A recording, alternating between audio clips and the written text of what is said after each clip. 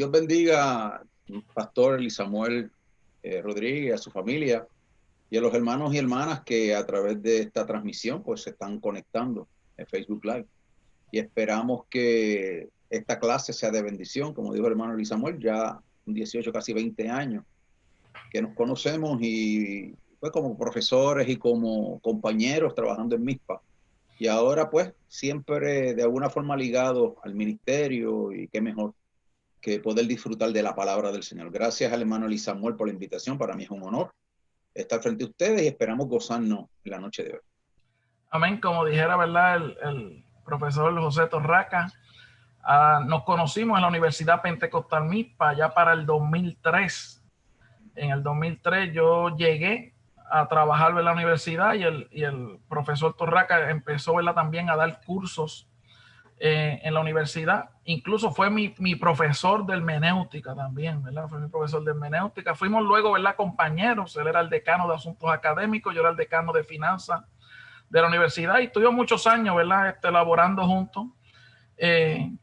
Luego, ¿verdad?, pues nos movimos, ¿verdad?, hacia acá, hacia el estado de Filadelfia, pero, ¿verdad?, siempre hemos mantenido contacto, ¿verdad? Es una persona que ama a Dios, ama la obra del Señor y no solo, ¿verdad?, es un profesor de teología, ¿verdad?, un teólogo, sino que es un siervo de Dios. Amén, un siervo de Dios que lleva toda la vida, ¿verdad?, allí en la iglesia de Pentecostal MI de Las Lomas, adorando, glorificando al Señor. Y para los que no conocen, ¿verdad?, si usted va a su leccionario, va a ver que las clases de ese segundo trimestre que están ahí, dice que fueron escritas por el profesor José Guillermo Torraca Mondríguez. Él nació, ¿verdad?, en San Juan, dice aquí el expositor, así que usted puede verlo. Tiene un grado de maestría en Artes y Religión del Seminario Evangélico de Puerto Rico.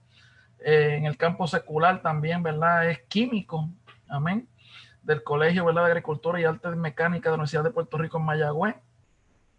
Y lleva muchos años, ¿verdad?, laborando como profesor, no solo en la Universidad Pentecostal MISPA, en la área de teología, bachillerato, asociado, maestría, sino también, ¿verdad?, en otras universidades y en el seminario, ¿verdad?, teológico también de Puerto Rico, etcétera, ¿verdad?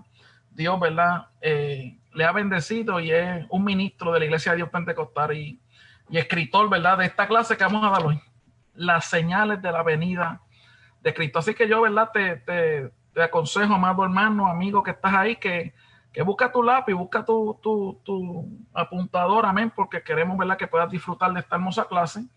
Y quiero, ¿verdad?, pasar rapidito, ¿verdad?, lo que es la afirmación fundamental y objetivos para así, ¿verdad?, dejar al profesor Torraca que nos trabaje, ¿verdad?, sobre esta hermosa clase. Cuando hablamos, ¿verdad?, de las señales de la venida de Cristo, en esta clase la afirmación fundamental dice: la iglesia debe estar apercibida, esperando al Señor. Las señales de su venida son evidentes, son evidentes. Objetivo de esta lección, después de estudiar esta lección, el alumno conocerá las señales que anuncian el rapto y retorno del Señor, priorizará, le dará importancia el vivir preparado esperando al Señor y valorizará las profecías respecto a las señales del rapto de la iglesia. Tú y yo como iglesia de Jesucristo estamos esperando su venida, estamos esperando, ¿verdad?, ese sonar de la trompeta, amén, donde nosotros, ¿verdad?, como iglesia creemos, amén, que seremos levantados, amén, y llevados, amén, con el Señor. Y luego, ¿verdad?, está la parte de lo que es la parucía, ¿verdad?, o la venida, segunda venida de nuestro Señor Jesucristo. Pero lo importante, ¿verdad?, es que tenemos que estar preparados. Y hemos visto, ¿verdad?, y estamos viendo las señales que se han ido cumpliendo. Y hoy más que nunca, la iglesia, ¿verdad?, y cada una de las personas debe estar haciendo, ¿verdad?, su reflexión. Señor, aquí estoy. Yo quiero irme contigo, ¿verdad? Así que esta es una clase maravillosa. Profesor Torraca, esto es suyo.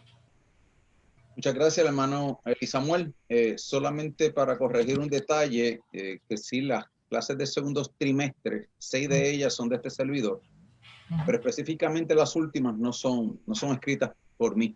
Así que esta, por lo menos, no es escrita por mí. Desconozco quién la escribió, pero somos compañeros todos y todas en leccionario, ¿verdad?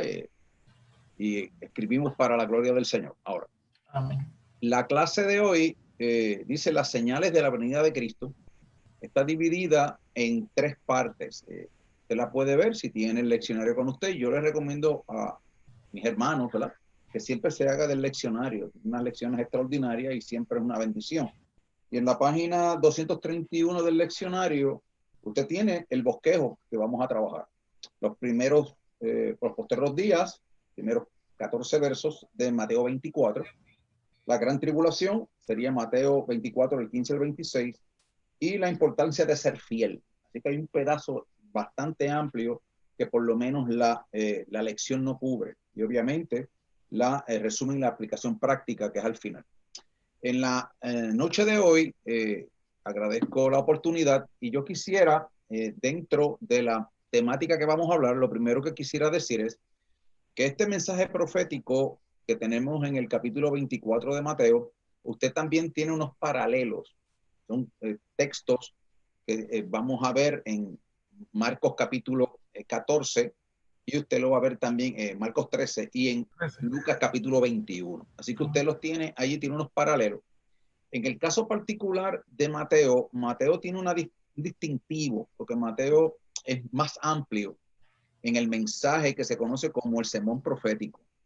Este sermón profético, por lo menos en Mateo, va desde el capítulo 24, el primer verso, y cubre prácticamente todo el capítulo 25 también.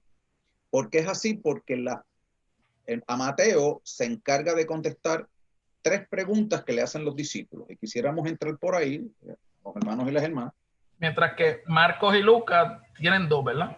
Sí, Marcos y Lucas son más concentrados, abarcan gran tribulación y abarcarán unos temas amplios, pero no al mismo nivel que lo hace Mateo. Mateo es mucho más estructurado y la aplicación del mensaje es mucho más amplia. Por ejemplo, para que lo veamos, no tenemos demasiado mucho tiempo, pero por lo menos en los primeros 2 versos nos dan el contexto donde se va a dar este mensaje profético. Dice, cuando Jesús salió del templo y se iba, se acercaban a sus discípulos para mostrarle los edificios del templo. Capítulo 24, verso 1. Respondiendo él, les dijo, ¿veis todo esto? De cierto os digo que no quedará aquí piedra sobre piedra que no sea derribado. Así que ese es el argumento del Señor. El templo está hermoso. Este segundo templo, el primero de Salomón, fue destruido en el año 586 bajo Nabucodonosor, el rey de Babilonia. Y el segundo templo comienza a levantarse desde los tiempos de Josué y Zorobabel, que salieron de Babilonia y comenzaron a construir el segundo templo, y gracias a profetas como Ageo y Zacarías, comienza a darse un templo relativamente modesto comparado con la grandeza del de Salomón. Con el coger de los siglos, 516, que más o menos se empieza a levantar ese templo modestamente, se va corriendo los siglos y en el tiempo de Jesús, un poquito antes, Herodes el Grande le amplía y hace del templo una excelente obra de construcción. Así que para el tiempo de Jesús ya el templo había sido ampliado grandemente, cerca de aproximadamente unos 15, 16 años que estuvo Herodes el Grande, el rey, ampliando el templo, y era mucho, pero mucho, muy diferente a lo que comenzó en los tiempos de Ageo y Zacarías para el siglo VI. Por lo tanto, era una maravilla, era hermoso, era extraordinario, había espacio para los gentiles, un amplio atrio y lugar santo, lugar santísimo, extraordinario. Y entonces todo el mundo pues se maravillaba, y de hecho si usted va a los otros evangelistas, usted va a ver cómo los discípulos están admirados de las piedras y de las maravillas de la construcción. Y Jesús le dice, yo les aseguro a ustedes que esto no va a quedar piedra sobre piedra. Y entonces eso intriga a los discípulos, y los discípulos entonces inmediatamente bajo esa premisa del Señor van a hacerle las preguntas en el versículo 3. Dice, estando él sentado en el monte de los olivos, los discípulos se le acercaron aparte diciendo, dinos, ¿cuándo serán estas cosas? Número 1. O sea, tú acabas de decirnos que el templo no quedará piedra sobre piedra. ¿Cuándo va a suceder eso? Esa es la primera pregunta que le hacen los discípulos al Señor. Imagínate un edificio como ese y lo que representaba para ellos, que le diga eso impacta a cualquiera. Claro, sin lugar a dudas. Y entonces ellos están preguntándole específicamente, oye, háblanos de eso, sobre ese acontecimiento. ¿Cuándo serán estas cosas? La segunda pregunta que le hacen, ¿y qué señal habrá de tu venida? ¿Qué señal o señales habrá de tu venida? Pero no solamente de tu venida, sino también del fin de la era. Es la tercera. Una cosa es la venida del Señor y junto con eso van a haber unos acontecimientos que quizás por lo corto del tiempo no podamos expandir, pero la literatura apocalíptica y la literatura profética escatológica pues tiene una serie de eventos al final de los tiempos, y luego de ese descenso de Jesús que todo ojo le verá, establecerá un reino en la tierra que marcará el fin de esta era. Por lo tanto, algunas traducciones dicen, ¿y cuándo será el fin del mundo? La palabra que se utiliza preferiblemente debe ser el fin de la era. ¿Cuál es la era? Pues donde el enemigo de las almas es el príncipe y señor. Cuando Jesús de Nazaret venga en su segunda venida visible, donde todo ojo le verá a establecer su reino milenial, esa era de maldad dirigida y capitaneada por el enemigo de las almas va a cesar. Esa es la pregunta que están haciendo los discípulos específicamente. Algunas veces se piensa que el Señor vendrá y todo esto desaparecerá y iremos con él para el cielo. No, vamos a tener un periodo de tiempo de 1000 años cuando el Señor regrese en su segunda venida, y la iglesia reinará junto con él por 1000 años. Al final de esos 1000 años habrá unos acontecimientos y luego cielo nuevo y tierra nueva, pero eso es posterior. Así que en ese sentido, la pregunta, las tres preguntas tienen mucho material y material no solamente del Nuevo Testamento, mucho material que se toma de las escrituras del Antiguo Testamento, las escrituras hebreas. Ahora, incluso el propio Jesús hace referencia a las profecías de Daniel, ahí mismo. Sin lugar a dudas, va a ser referencias a Daniel, va a ser referencias a una serie de textos que son importantes para el conocimiento y la base, porque tenemos que entender que todo el Nuevo Testamento está basado en las escrituras hebreas, en el Antiguo Testamento. Por lo tanto, hay que entenderlo, hay que verlo, comprenderlo, de manera que de esa perspectiva en adelante podamos ver el desarrollo escatológico que está cimentado en las escrituras hebreas. Ahora, hay algo importante que quisiéramos trabajar, y es que Mateo entonces va a dividir esos dos capítulos 24 y 25 para contestar las tres preguntas. La última pregunta, díganos cómo será la señal del fin de la era, que el comentarista, la lección no lo toca. La lección va a tocar el periodo antes de la gran tribulación, periodo de la iglesia, o el periodo inmediato a la destrucción del templo, que se destruye en el año 70 de la era cristiana, y posterior un desarrollo histórico hasta la gran tribulación. Eso es lo que va a cubrir el leccionario. El leccionario no va a entrar a la parte del capítulo 25, porque si usted me acompaña rapidito allí, no lo dice el leccionario, pero por lo menos para que usted lo tenga de referencia. Amén. En el capítulo 25 de Mateo, específicamente en el versículo 31. Mire cómo dice 25-31, y ahí muchas Biblias tiene. Yo tengo conmigo la Biblia Holman aquí, que es Reina Valera revisada, y el título que le da a esa sección es el juicio de las naciones.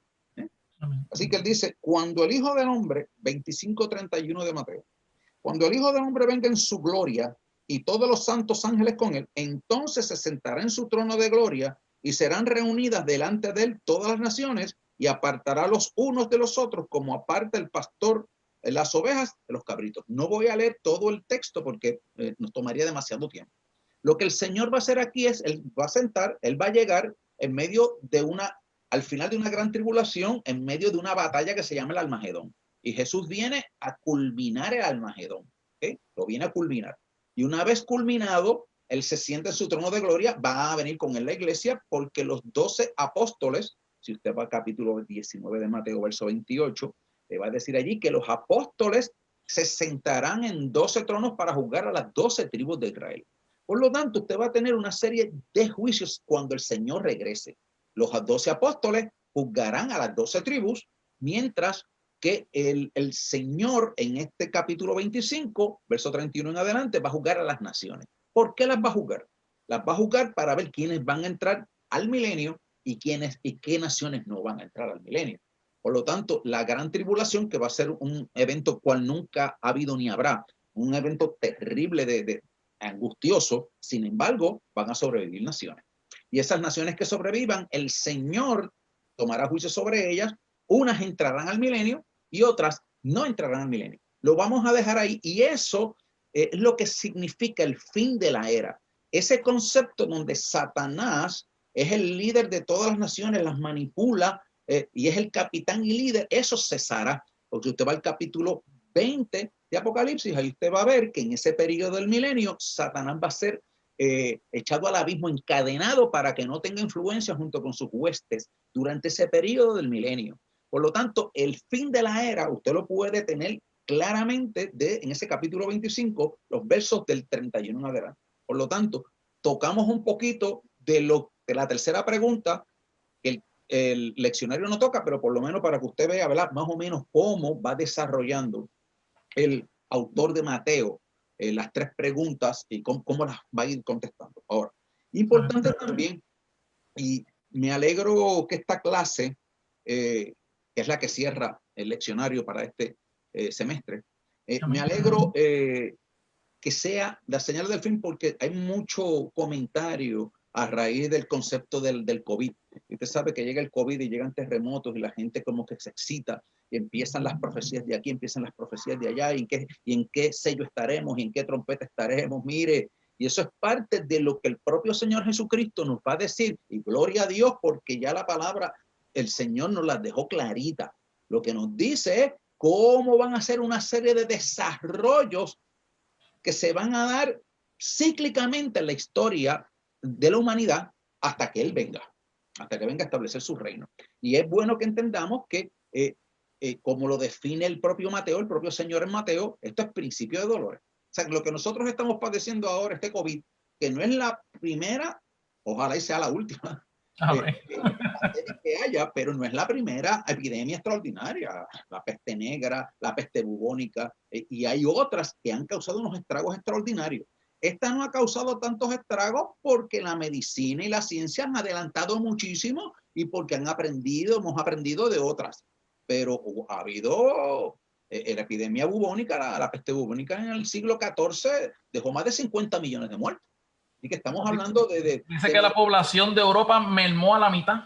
Exactamente, o sea, que usted tiene un impacto extraordinario, que inclusive los que estuvieron viviendo esos momentos apelaron a las mismas palabras, a ver si esto es en el Apocalipsis, esto es una cosa extraordinaria, la gente muriendo. O sea, en momentos de crisis, los hombres y mujeres apelan rápidamente a las escrituras o apelan al sensacionalismo, obviamente, dentro de el contexto en que estamos viviendo. Personalmente entiendo que esto es parte de lo que el Señor va a llamar principio de dolores, es parte del principio de dolores. Y es una de las cosas que el Señor nos va a trabajar inmediatamente. Mire cómo dice. Y estando él sentado en el monte de los olivos, los discípulos le hacen las tres preguntas, y el verso 4 dice, respondiendo Jesús les dijo, mirad que nadie os engañe. Por eso es que tenemos que tener mucho cuidado. Mire, a veces, no sé si usted ha oído, en los últimos años aparecieron que si las profecías de Nostradamus, que si las profecías de Maya, que dicho sea de paso, había una profecía maya del calendario maya que decía que el 21 o el 22 el mundo se acababa. Hoy estamos ¿a cuánto? A 25. El mundo no se acaba. Así que usted va a tener una serie de personajes a través de la historia, y desafortunadamente creyentes que son movidos a veces por emociones y cuantas cosas, a decir que las cosas van a pasar así. El Señor Jesucristo, que es el maestro, que conoce la escatología, que conoce los tiempos del fin, nos dice, mira que nadie nos engañe. Esto está escrito. Como bien tú dices, Turraca, hace unas semanas atrás me preguntaba, ¿verdad?, una persona, ¿qué usted cree, pastor? Porque hay alguien que está diciendo que ya en el año 2021, que en el año...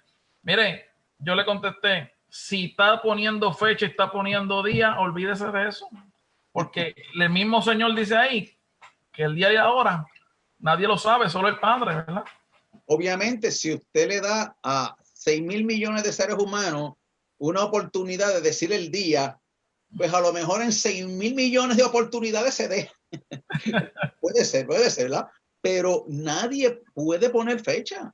Esa es una cosa que el propio Jesús lo dijo, mira, el día ahora, preocupémonos. Jesús nos dijo, los discípulos le preguntaron antes del Señor subir al cielo, en el capítulo 1 de los Hechos, Señor, ¿restaurarás el reino de Israel en este tiempo? Pregunta legítima, extraordinaria. Jesús no le dijo, no, eso no se va a dar. Jesús, eso se va a dar, pero mire, no les toca a ustedes. Saben los tiempos y las sazones que el Padre puso en su sola potestad. Lo que usted tiene que estar pendiente es llenarse de poder. Llénese de poder, llénese de virtud, para que me sean testigos en Jerusalén, en Judea, en Samaria. Y cuando la iglesia se mete a hacer el trabajo del Señor con fidelidad, con entrega, se olvida de esas cosas y el día menos pensado suena la trompeta. Adiós, mío, el Señor vino y nos vino a buscar. Pero si estamos todo el tiempo pendientes a eso y pendientes, no quiere decir que usted no vaya a las escrituras, que las estudie, que se aliente, porque la esperanza de la segunda venida de Cristo nos santifica, nos purifica para vivir una calidad de vida en esta tierra. Sin lugar a duda que mantenemos esa esperanza. Ahora, no es para estar desesperados como el vecino y el que no tiene a Cristo, que tiene esa disyuntiva, que tiene esa problemática. La iglesia descansa en esperanza.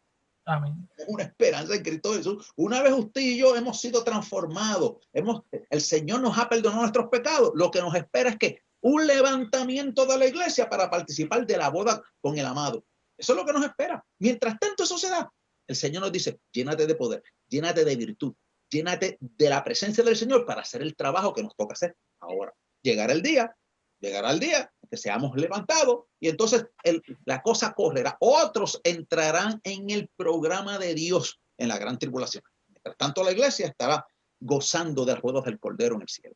Ahora, y el maestro en ese capítulo 24 o en Marcos 13 o en Lucas habla sobre esa parábola, o sea, sobre estar alerta, estar preparado, no se duerman, estar apercibidos. O sea, nosotros como iglesia pues estamos preparados, vivimos confiando que el Señor va a venir. Claro. Y entonces aprovechamos para entrar a la última parte. No la vamos a leer porque esto está corriendo demasiado rápido. Cuando la cosa se pone buena, el tiempo se va volando. Pero dele ahí que estamos un poquito mal, damos un poco más. Pues amén. Pero la importancia de ser fiel, esa la va a decir al final. Yo quisiera adelantarla ahora porque los materiales intermedios son mucho más amplios. Mire, es importante ser fiel.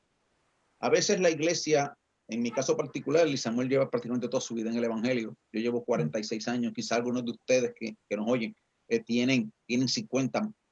Pero mire, es una lucha. Desde el primer día de convertido hasta el sol de hoy, es una lucha continua contra nuestra carne, contra el mundo, contra el diablo, y es una lucha continua y usted a veces se cansa y usted anhela, pero mire, esa esperanza de que Cristo viene, esa nos renueva.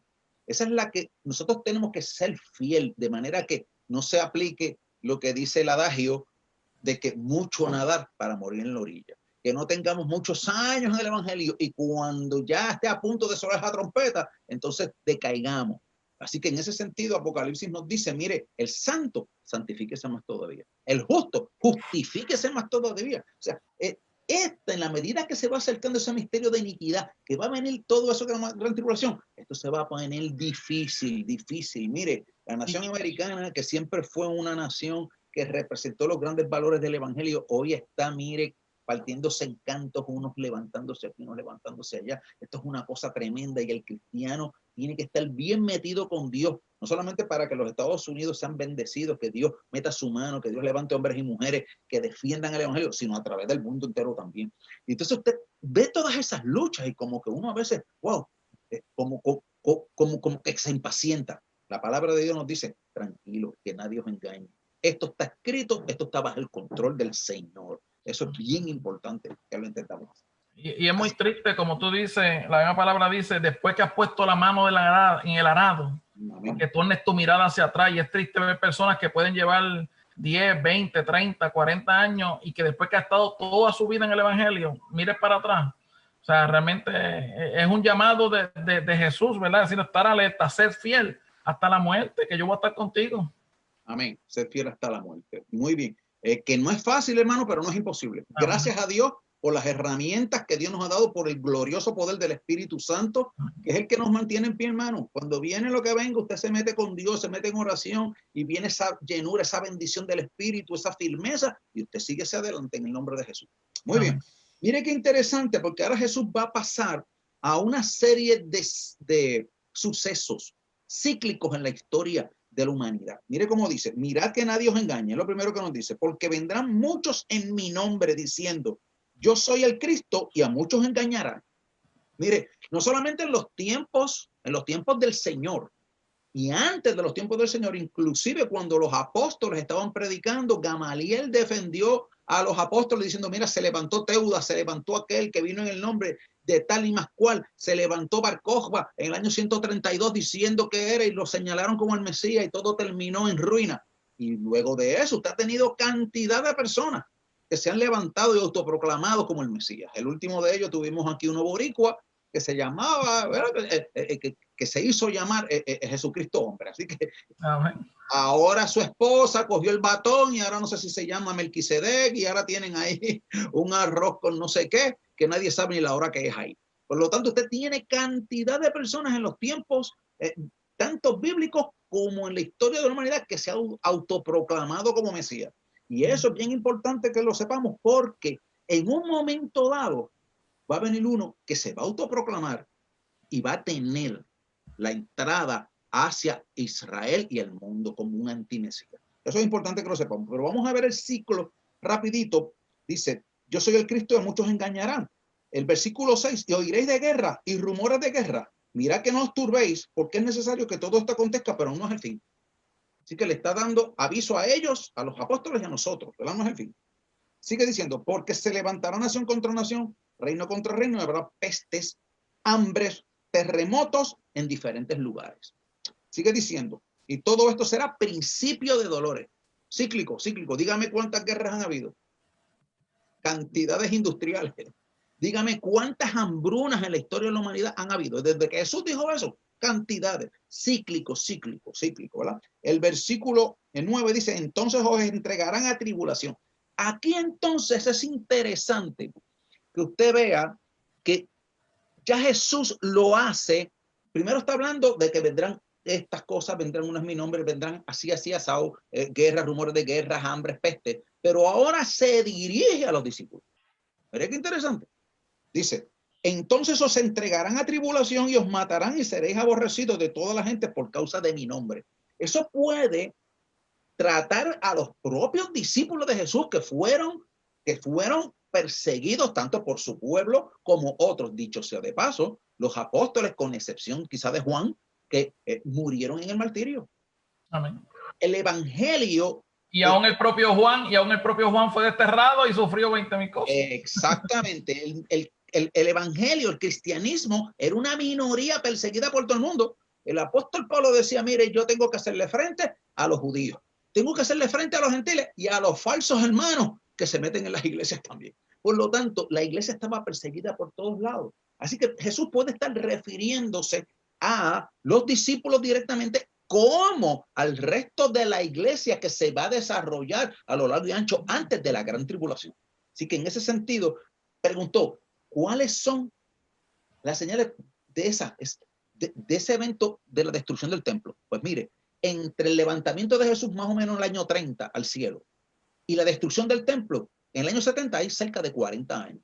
Y en esos 40 años hubo esta serie de cosas, no solamente rumor de guerra y todo lo demás, pero ya directamente Jesús le está hablando, mire, ustedes van a enfrentar personalmente todas estas cosas. Muy bien. Sigue diciendo entonces, entregarán, os matarán y seréis aborrecidos. Muchos tropezarán entonces y se entregarán unos a otros, y unos a otros se aborrecerán. Y muchos falsos profetas se levantarán y engañarán a muchos, y por haberse multiplicado la maldad, el amor de muchos se enfriará, mas el que persevere hasta el fin, este será salvo.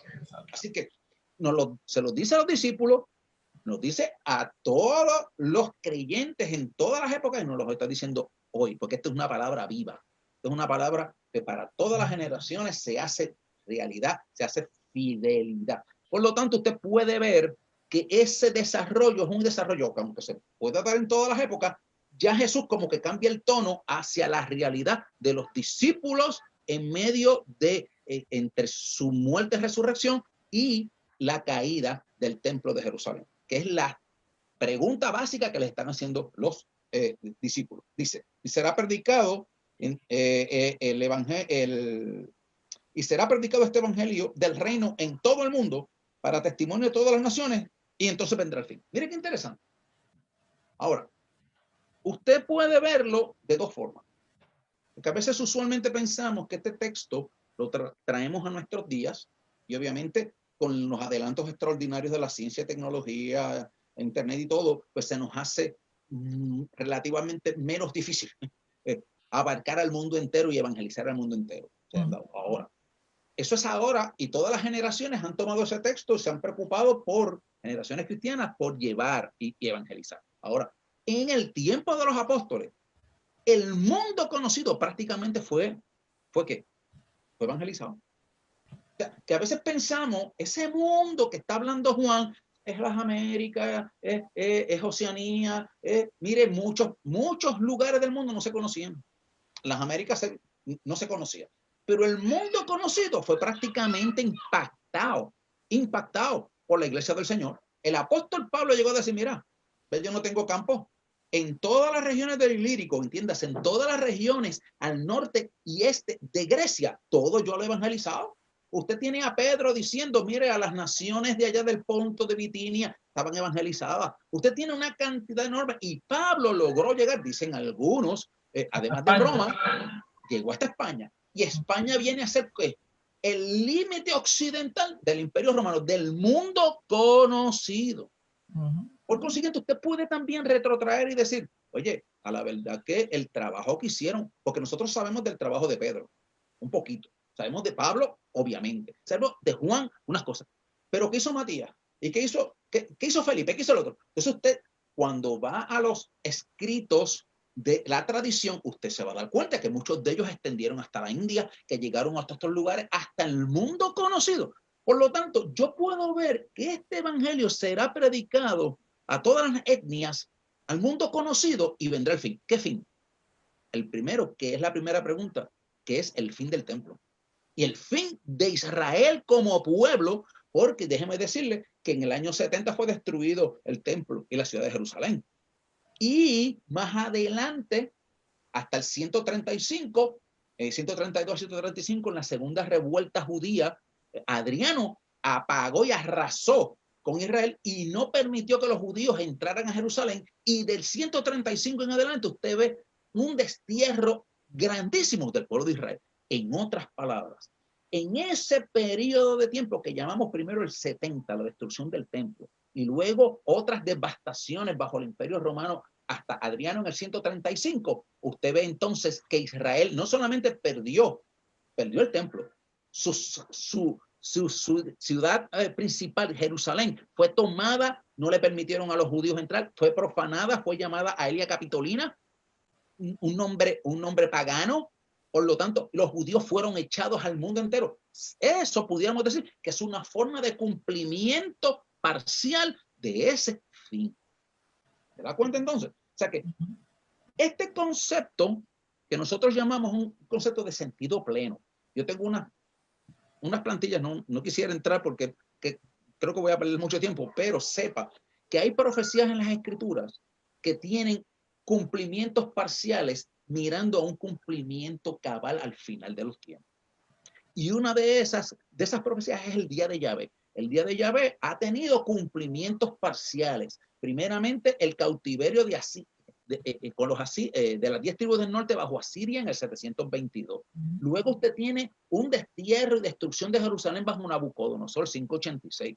Luego usted tiene una destrucción del templo en el año 70. Luego usted tiene una serie de eventos que se van dando, que se conocen como Día de Jehová, de apretura de Jacob, pero el más grande de ellos lo anunció Jesús, lo anunció Daniel, lo anunciaron los profetas, está en el tiempo escatológico, en el tiempo del fin. Antes de que llegue ese tiempo del fin, usted va a ver que una serie de eventos que se catalogan como Día de Yahvé, el Día de Jehová, tiempo de angustia, tiempo de tribulación. Y usted ha tenido eso en distintas instancias. El mayor de todos ellos está en la gran tribulación, que Jesús ya mismo lo va a decir. Así que en ese sentido, la literatura apocalíptica es compleja. Yo tengo una serie de materiales, creo que no me va a dar el tiempo porque es mucho material, pero yo invito a mis hermanos que vayan al capítulo 9 capítulo 9 de Daniel. En el capítulo 9 de Daniel, y no tengo el espacio para ver porque es una profecía amplia, versos 24 al 27. El verso 26 de ese capítulo 9, verso 26, dice que el pueblo de un príncipe que ha de venir destruirá la ciudad y el santuario. Ese que dice el pueblo es Roma. Pero el instrumento primario para la destrucción en el año 70 fue Tito. Y vamos a entrar ya mismo a eso. Pero dice que eventualmente hasta el fin durarán las devastaciones. No solamente fue Tito. Adriano, 105 años después, 135, 105 años después, culminó todas esas devastaciones. El mismo pueblo, Roma, con dos ¿qué? Con dos distintos, en el caso de Tito, en ese momento fue general del ejército, y Adriano fue emperador. Así que usted tiene una serie de eventos que ya estaban profetizados en las escrituras y que se están dando en estos tiempos. Interesantemente, a eso vamos a pasar ahora. Así que se están desarrollando unos eventos, siempre se han desarrollado, pero en términos de la localidad históricamente en Israel, vamos a verlo rapidito en el versículo 15. Mire, el versículo 15 es interesantísimo, de los 15 al 22, porque el 15 al 22 usted tiene un cumplimiento parcial, pero un cumplimiento que todavía está en el tiempo escatológico. Y yo he tenido diálogos, por no decir discusiones, en Facebook y en otros, diciendo, no, esos versos del capítulo 24, versos 15 al 22, eso se cumplió con Tito. Se cumplió con Tito. Se cumplió parcialmente con Tito unas cosas, pero el propio texto nos dice que no fue un cumplimiento cabal y completo. Entonces yo quiero adelantar eso para que usted sepa que esto no es fácil, no es imposible, pero no es fácil.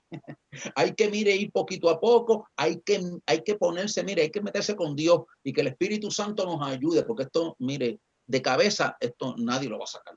Hay que meterse poco a poco, con mucho estudio, con mucha paciencia, y el Espíritu Santo nos va dando discernimiento. Ahora, yo quisiera entrar a esa porción importante que nos va a llevar gradualmente, no solamente a la destrucción del templo en Jerusalén, sino que nos va a ir acercando a la gran tribulación. Y como gran tribulación, al final de la gran tribulación, va a venir el fin de esta era. El fin de esta era. Muy bien.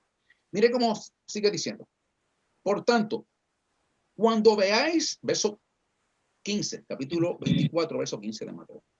Cuando veáis en el lugar santo la abominación desoladora de que habló el profeta Daniel, el que le entiende. Cuando usted va a Daniel, y Daniel es un libro extraordinario, le va a hablar de una abominación desoladora. Esa abominación desoladora de que habló el profeta Daniel tuvo un cumplimiento parcial. Mire, Daniel escribe cercano al año 500, el siglo VI antes de Cristo. Siglo VI antes de Cristo. Y en el correr del tiempo hubo un hombre que se llamó Antíoco Epifanes que la lección se lo va a presentar. La lección, el leccionario se lo va a presentar. Antíoco Epifanes fue un rey sirio de la línea seleucida. En el año 175 él se levanta. Con el correr del tiempo llegaron una serie de, lo que el libro de los Macabeos, que habla mucho sobre eso, los llama los apóstatas. Se acercaron a donde Antíoco, los sobornaron, mira que tú nos das esto, nosotros te damos esto. Y entonces Antíoco dejó la política que tenía de paz, que había tenido su padre Antíoco III, y entonces se mete y arrasa con Jerusalén, porque tiene de su lado a un liderato apóstata, ¿verdad? Tú me das, yo te doy y tú me das, ¿verdad? Ese quid pro quo que dejaron esos apóstatas. Por lo tanto, en un momento dado él se mete y establece, especialmente en el altar de los holocaustos, establece una estatua, pone una estatua de Zeus. Él decía que él era Antíoco Epifanes. Epifanes significa manifestación de arriba. Y que él era el Zeus encarnado. Y entonces, al poner una estatua de Zeus, lo que está diciendo es: yo, saca a Yahvé, saca a Jehová y pon a Antíoco, que es la representación de Zeus. Y eso es lo que se llamó en una instancia la abominación desoladora. Porque no hay nada más extraordinario en la mente de un judío, no solamente la idolatría, porque hay formas de idolatría, pero que un ser humano se eleve a la posición de Dios, que saque la adoración al único Dios verdadero y que Él sea y se ponga en el lugar de Dios. Eso para el judío, eso no tiene, para el judío y para cualquier judío cristiano, ¿no? No tiene razón de ser. Eso es lo peor que se puede dar. A ese evento se le llama abominación desoladora. Y luego que sacrifique una celda ahí a ese... Exactamente. Sacrificó una puerca en el altar y cada 25 del mes sacrificaba puercas. Y entonces impidió la lectura de la ley, impidió la circuncisión, impidió la adoración como debería ser, estableció el culto a Zeus. Bueno, una serie de cosas. Y el libro de los Macabeos se lo explica en una forma bien detallada, pero Daniel también le habla sobre eso. Este es lo que se conoce el primer prototipo, o un prototipo cercano a ese concepto de abominación desoladora. Por eso es que Jesús dice, de la abominación desoladora que habló el profeta Daniel. Ese evento fue cercano al año 168, 165, por ahí antes de Cristo. Cristo está hablando casi 200 años después de él. Por lo tanto, si Jesús está diciendo, cuando veáis en futuro, la abominación desoladora, no puede ser Antíoco. No puede ser Antíoco. Por lo tanto, usted dice, adiós, pero espérate, Antíoco fue un precursor, un prototipo, no el final, no el que va a cumplir perfectamente esa abominación, esa profecía. Por lo tanto, usted se da cuenta que hay 6 profecías de sentido pleno al final de los tiempos, pero tiene cumplimientos parciales. Y el otro fue Tito, porque Tito en el año 70 entró. De hecho, en Lucas, cuando usted lee el capítulo 21 de Lucas, dice, y cuando veáis a Jerusalén rodeada de ejércitos, es específicamente eso, porque Lucas es un poco más específico que lo que es Mateo. Pero usted puede entonces entender que la abominación desoladora, el mismo Tito lo es. Tito es una forma de abominación desoladora. Inclusive Adriano en el 135 arrasó, tomó la ciudad de Jerusalén y la llamó con un nombre pagano. Y estos establecieron los estandartes romanos, que era una abominación para el pueblo. O sea que usted está dándose cuenta que Tito viene a representar lo que Antíoco, pero a su vez lo que hizo Nabucodonosor también. Porque hay algo interesante que yo quiero, no lo dice la lección, pero yo quiero dejar algo bien interesante aquí. Porque el templo de Jerusalén, el primero, el grandioso templo que levantó Salomón, fue destruido el 9 de agosto del año 586. El segundo templo, Tito lo destruyó el 9 de agosto del 70. O sea que el rayo cayó el mismo día y el mismo mes. Obviamente 600 y pico años de diferencia. Por lo tanto, cuando Tito hizo lo que hizo, dijo, esta es una segunda Babilonia. Este es un segundo Nabucodonosor. Por eso cuando usted lee Apocalipsis, a Roma se le llama Babilonia. Porque Apocalipsis fue escrito unos 25 años después de la caída del segundo templo bajo Tito. Y cuando Tito lo destruye el 9 de Av, los judeos y los cristianos se quedaron. Y esto es casi imposible. ¿Cómo un hombre 605 años después destruye el templo y la ciudad el mismo día y mes que lo hizo Nabucodonosor? Ahí se señaló entonces a Roma como la segunda Babilonia. Todas esas cosas son importantísimas. Usted está dándose cuenta de la periodicidad de eventos que se van cumpliendo en forma parcial, no en forma total. Ahora, sigue diciendo el Señor, importante, el que le entienda. Entonces los que estén en Judea, mire, esto es una profecía para los judíos.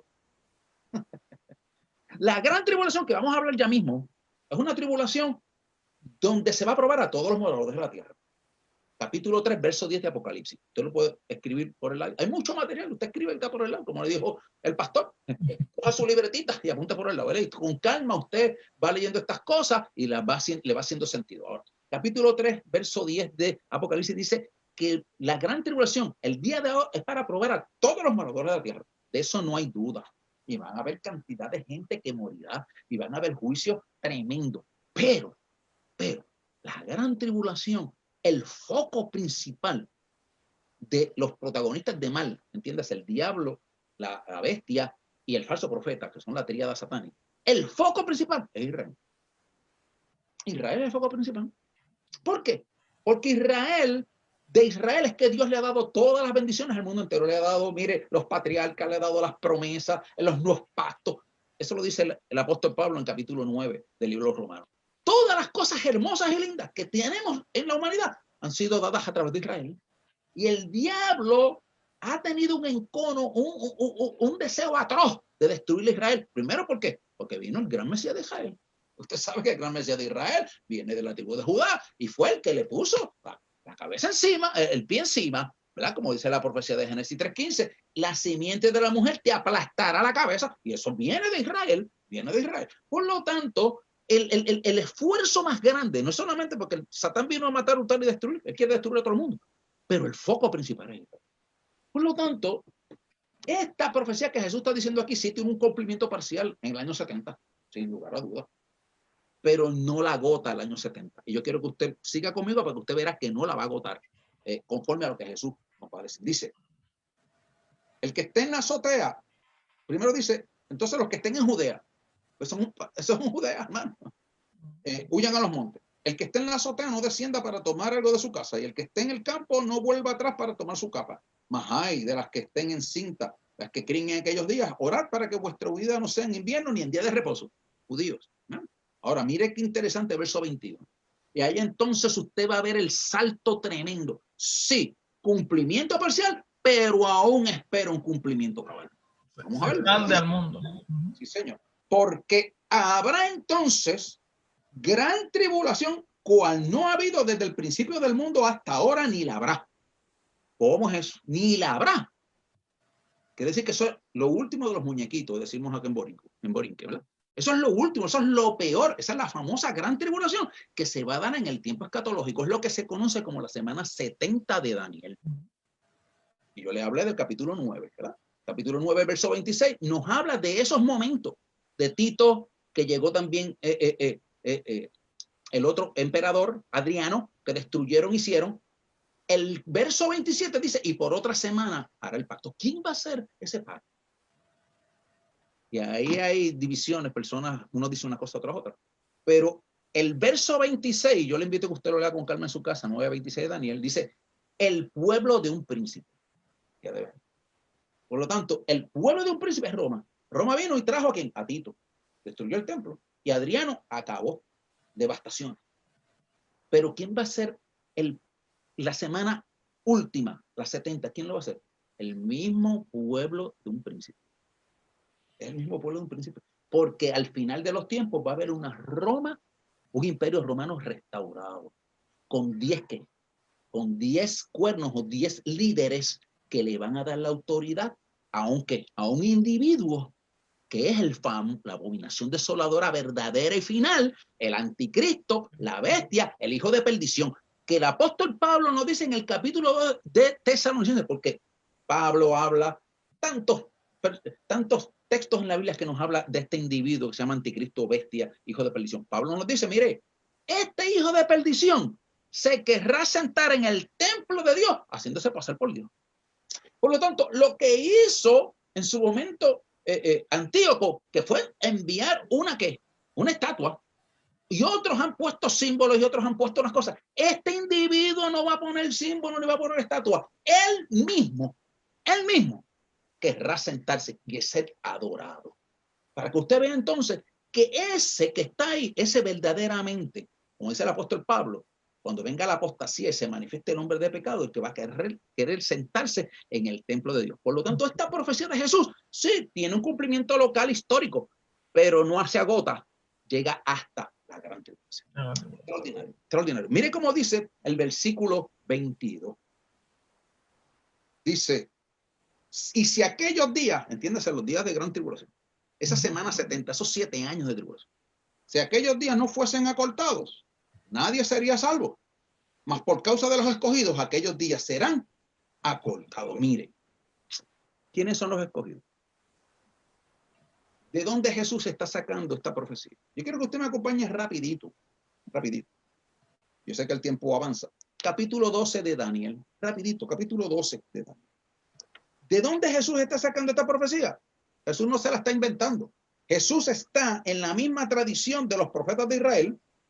Y en el capítulo 12, mire cómo cómo Daniel describe. Esta Biblia Holman es nueva y casi no la domino y tengo que pasar las páginas, ¿verdad? Poquito a poco. Muy bien. Dice Daniel capítulo 9, capítulo 12. En aquel tiempo se levantará Miguel, el gran príncipe, que está de parte de los hijos de tu pueblo. De los hijos de tu pueblo, sí, Israel. Capítulo 12, verso 1.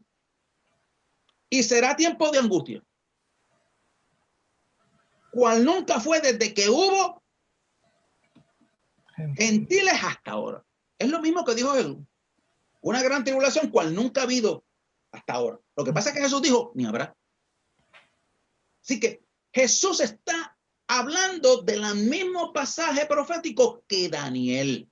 Daniel 12. El mismo pasaje profético. Lo que pasa es que Jesús amplió, dijo, Jesús tiene la autoridad, está en esa tradición profética de Daniel, que vamos a ver a Jeremías también, y va a decir que hasta ese, no habrá, hasta ese momento, desde los tiempos de los gentiles, Jesús dice, ni la habrá. Jesús añade, dice, eso es lo último, lo peor del mundo. Pero miren cómo dice, ¿cuál va a ser ese propósito de ese tiempo de angustia? Desde que hubo gente hasta entonces, pero en aquel tiempo será libertado tu pueblo. Tu pueblo. ¿Se da cuenta que el trato de la gran tribulación es con todo, es contra todo el diablo, pero Dios va a tratar con Israel? Y va a ser un tiempo de angustia terrible cual nunca ha habido ni habrá para Israel. Y a eso usted le suma, vaya conmigo rapidito, el capítulo 30 de Jeremías, que son textos, esto es lo que llamamos textos paralelos encadenados, para que le dé, para que usted tenga. Capítulo 30 de Jeremías. Mire cómo dice el capítulo 30 de Jeremías. Versículo 7. Dice, cuán grande es aquel día. ¿Cuán grande es aquel día? Tanto que no hay otro semejante a él. Paralelo, pues no ha habido. Pero no hay semejante a él. Palabra día en hebreo es yom. Puede ser 12 horas del día, puede ser 24 horas o un tiempo indeterminado. 7 años. Periodo de gran tribulación, ¿verdad? Cuán grande es aquel día. Tanto que no hay otro semejante a él. Tiempo de angustia. Exactamente la misma frase que Daniel 12:1. Entonces usted tiene ahí un enlace profético.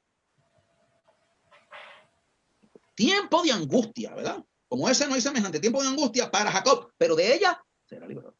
Esos dos capítulos que usted tiene, Jeremías y Daniel, son los que toma Jesús.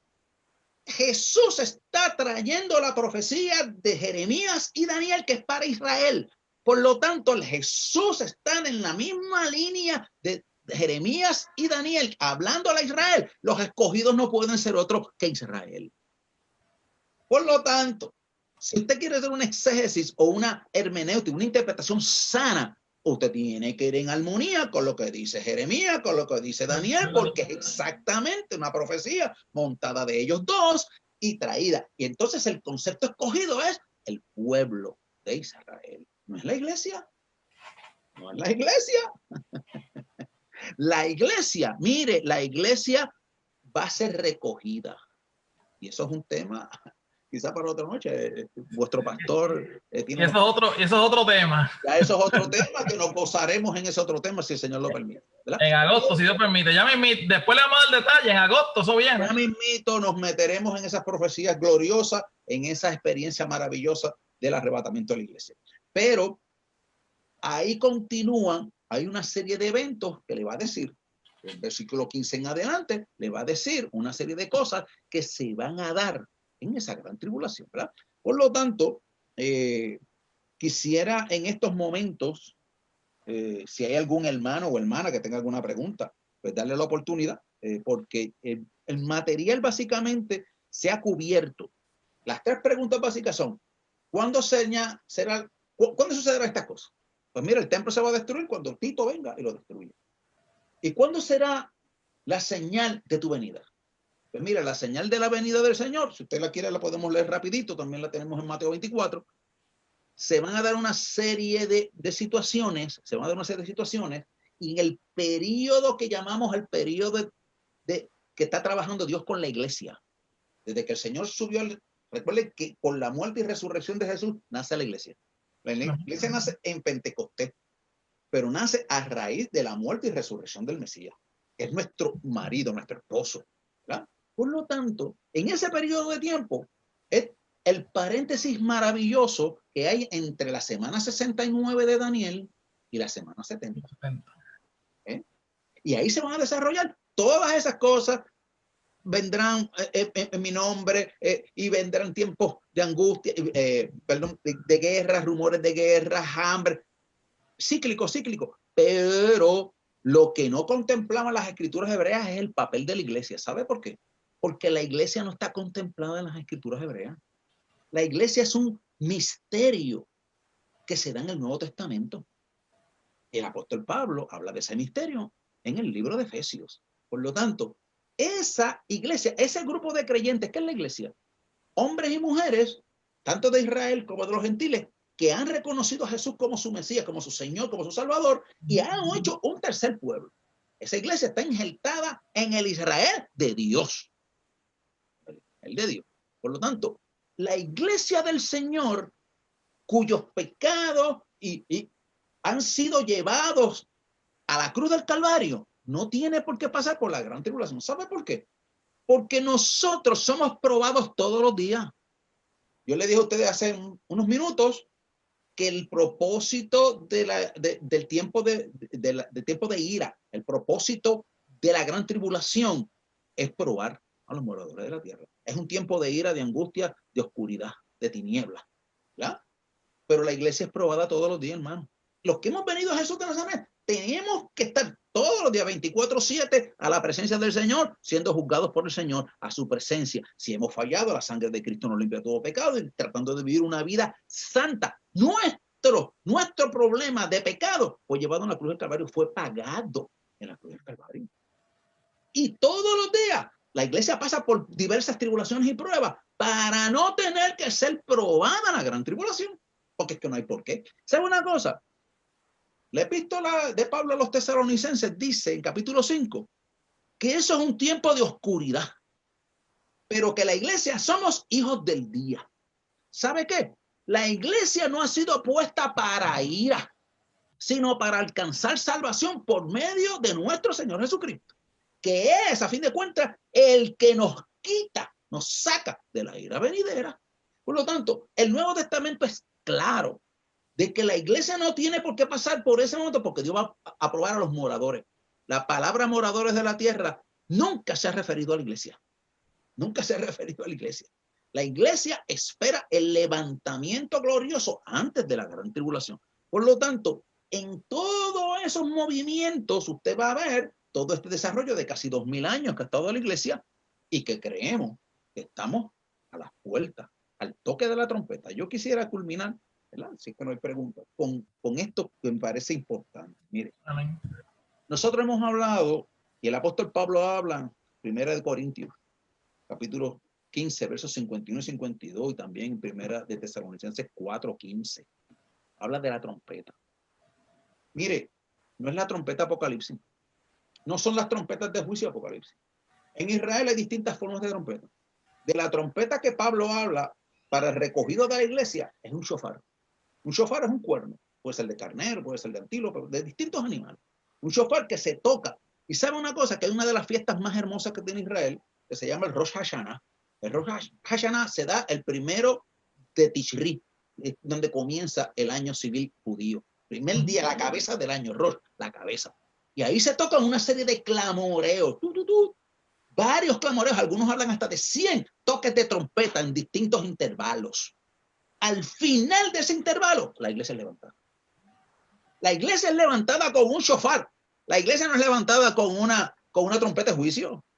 Son dos cosas diferentes. En Israel habían unas trompetas de plata, hatotzerot, que eran para unas cosas.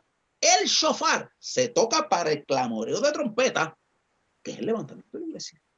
Y sabe que la iglesia es levantada y después en el clamoreo de trompeta es el 1 de Tishri. El día 10 es el Yom Kippur. Cuando Cristo regresa, también se toca un shofar.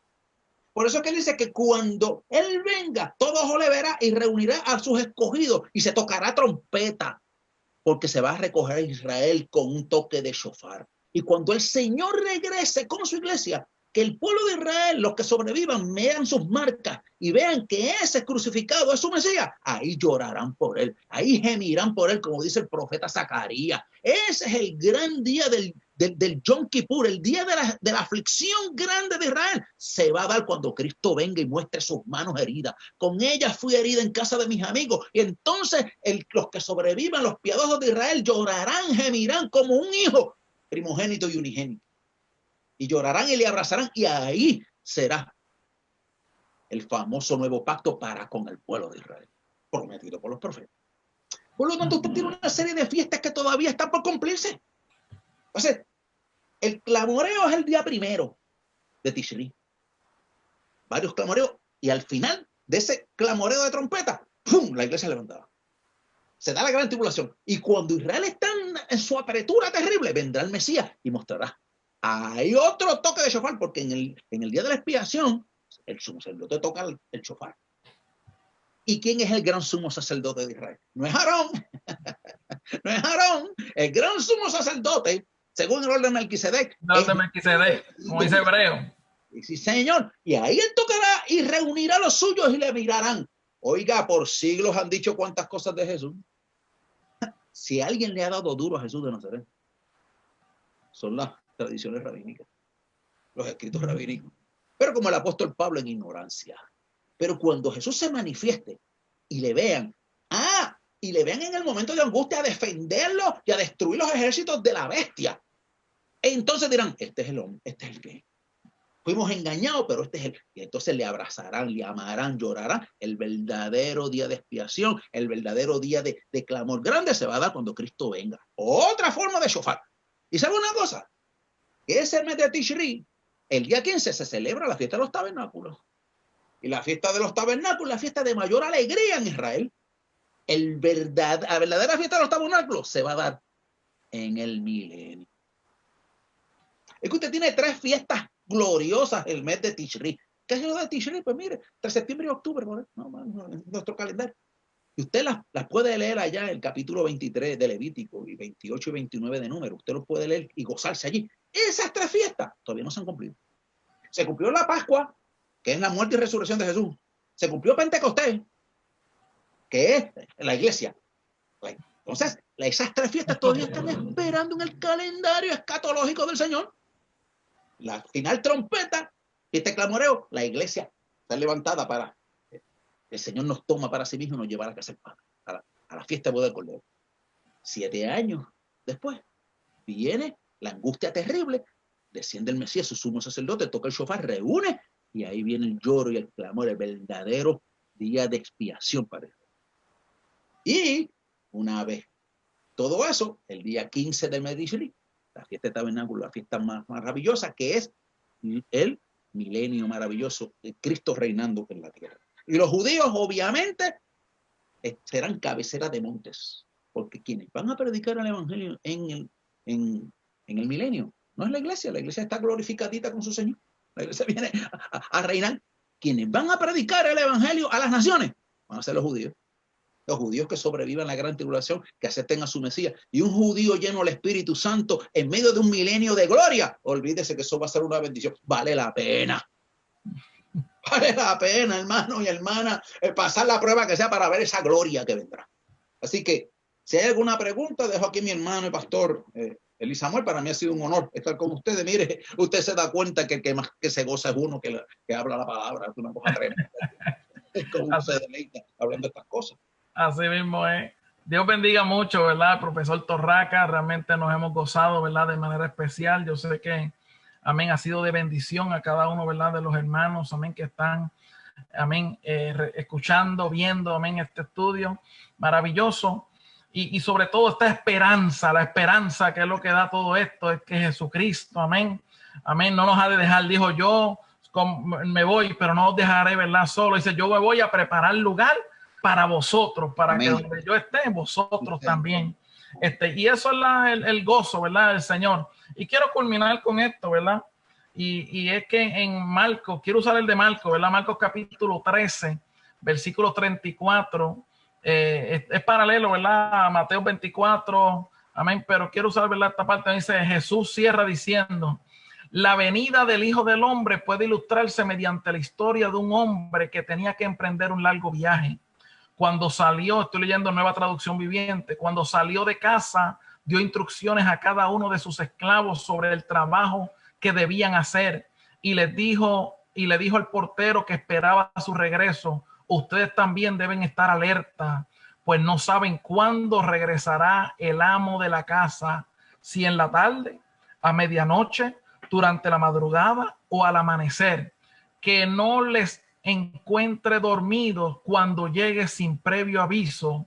Les digo a ustedes, dijo Jesús, lo que digo a todos, manténganse despiertos esperándole a él. Manténganse despiertos esperándole a él. ¿Cuál es nuestra, verdad, labor? Como decía, verdad, el profesor Torraca, el llamado de Jesús, a ser fiel. A ser fiel. Seamos fieles, ¿verdad?, al Señor. Amén, aleluya. Y sabemos, ¿verdad?, que Dios viene a buscar a gente que son fieles al Señor. No somos perfectos, pero tratamos día a día, paso a paso, con propósito, ¿verdad? Mantenernos, amén, siendo y pareciéndonos más a Cristo. Así que nos ayuda el Señor. Damos gracias, ¿verdad?, por esta bendición. Y como le dijimos, ¿verdad?, anteriormente, prontito, ¿verdad?, vamos a estar dándole más detalles, ya que, si Dios permite, para la primera semana de agosto vamos a tener, ¿verdad?, el profesor Torraca. Habíamos hablado de esto a principios de año y él iba a venir, ¿verdad?, en persona, ¿verdad?, para acá, pero con esto del COVID, pues todo ha sido movido, pero lo vamos a tener aquí a través de la aplicación, lo vamos a tener si Dios lo permite, y vamos a estar una semana, ¿verdad?, si Dios permite, una semana, alrededor de 4 o 5 días, disfrutando de una serie de estudios de la escatología, ¿verdad?, del Apocalipsis. Así que separe esa fecha, ¿verdad?, a principios de agosto vamos a estar, si Dios permite, ¿verdad?, teniendo, amén, al profesor Torraca con nosotros, y sabemos que Dios nos ha de bendecir. Así que nuevamente, ¿verdad?, Torraca, gracias, ¿verdad?, por tu tiempo, gracias por estar aquí con nosotros, ha sido una gran bendición para nosotros. Saludo, ¿verdad?, a toda tu familia, y queremos orar, ¿verdad?, para que Dios, ¿verdad?, siga, amén, obrando en cada situación. Ahí, ¿verdad? Si estás alejado de Dios, si aleluya, has sido ministrado, este es un momento maravilloso para que te acerques a Cristo. Tenemos que agarrarnos del Señor, de su promesa. Esta palabra lo que nos da, ¿sabe qué? Es una esperanza, es una promesa de que no vamos a estar solos, de que Dios está con nosotros y que hay un lugar mejor para cada uno de nosotros. Amén. Así que si estás, ¿verdad?, necesitado y quieres, amén, aceptar a Jesucristo como tu Salvador, di conmigo: Señor, reconozco que soy pecador, pero hoy reconcilio mi vida contigo. Te acepto como mi único y exclusivo Salvador. Entra a mi vida, transfórmame, ayúdame. Yo quiero serte fiel. Amén. Así que vamos a orar, amén, a nivel general. Señor y Padre Celestial, Dios maravilloso, Dios bueno, te damos gracias.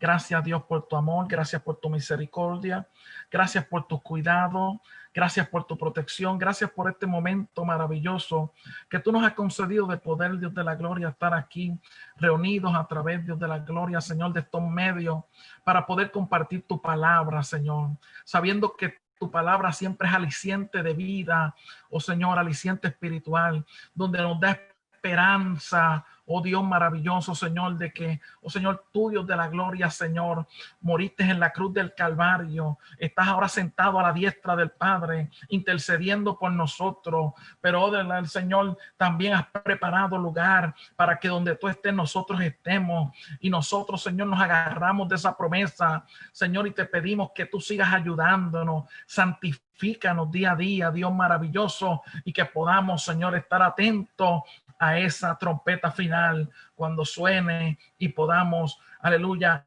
ir a los brazos del Señor. Así, Señor, ayúdanos día a día y que podamos seguir hacia adelante. Bendice a tu pueblo, bendice, Dios de la gloria, Señor, a Israel, bendice, Dios de la gloria, a cada nación.